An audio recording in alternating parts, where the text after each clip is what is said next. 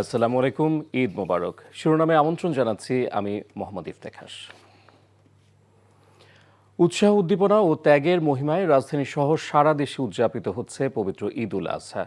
ঈদের প্রধান জামাত অনুষ্ঠিত হয়েছে জাতীয় ঈদগাহ ময়দানে। সকাল 7:30টায় অনুষ্ঠিত এই জামাতে অন্তর্বর্তীকালীন সরকারের প্রধান উপদেষ্টা অধ্যাপক মোহাম্মদ ইউনূস, প্রধান বিচারপতি সৈয়দ রেফাত আহমেদ, উপদেষ্টা মণ্ডলীর বেশ কয়েকজন সদস্য, রাষ্ট্রের উচ্চপদস্থ ব্যক্তিবর্গ ছাড়াও বিপুল সংখ্যক মুসল্লিরা অংশ নেন। জাতীয় ঈদগাহ জামাতে ইমামতি করেন জাতীয় মসজিদ বায়তুল মোকাররমের খতিব মুফতি মাওলানা আব্দুল মালেক। এর আগে কড়া নিরাপত্তা তল্লাশির মধ্য দিয়ে মুসল্লিদের ঈদগাহে প্রবেশ করানো হয়। এর আগে দিনের প্রথম জামাত অনুষ্ঠিত হয় সকাল 7টায় বায়তুল মোকাররম জাতীয় মসজিদে। বায়তুল মোকাররমে মোট 5টি জামাত অনুষ্ঠিত হওয়ার কথা। সবশেষ জামাত অনুষ্ঠিত হবে বেলা 11:15টায়। নামাজ শেষে পশু কুরবানি করেন ধর্মপ্রাণ মুসলমানরা। পেশাদার অপেশাদার কসাইদের পাশাপাশি পরিবারের সদস্যরাও কোরবানির কাজে অংশ নেয়। এদিকে সারা দেশে ঈদুল আজহার ঈদের জামাত অনুষ্ঠিত হয়েছে। পরে ধর্মপ্রাণ মুসলমানরা আল্লাহর সন্তুষ্টি লাভের আশায় পশু কুরবানি করেন।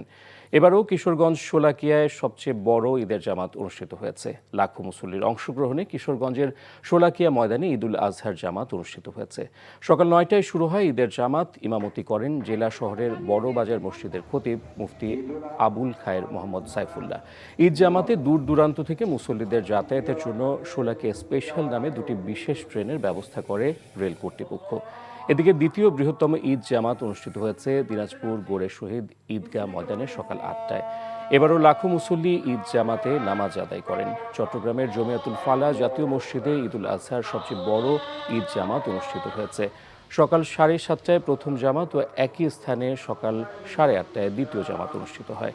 রাজশাহীতে ঈদুল আজহার প্রধান জামাত সকাল 7:30টায় নগরীর হজরত শাহ মখদুম কেন্দ্রীয় ঈদগাহে অনুষ্ঠিত হয়েছে।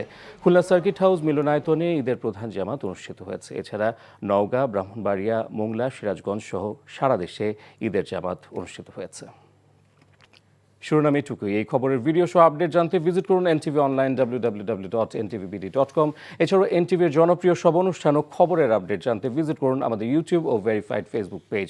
12টায় মধ্যাহ্নের খবর দেখার আমন্ত্রণ রইল। ধন্যবাদ সবাইকে।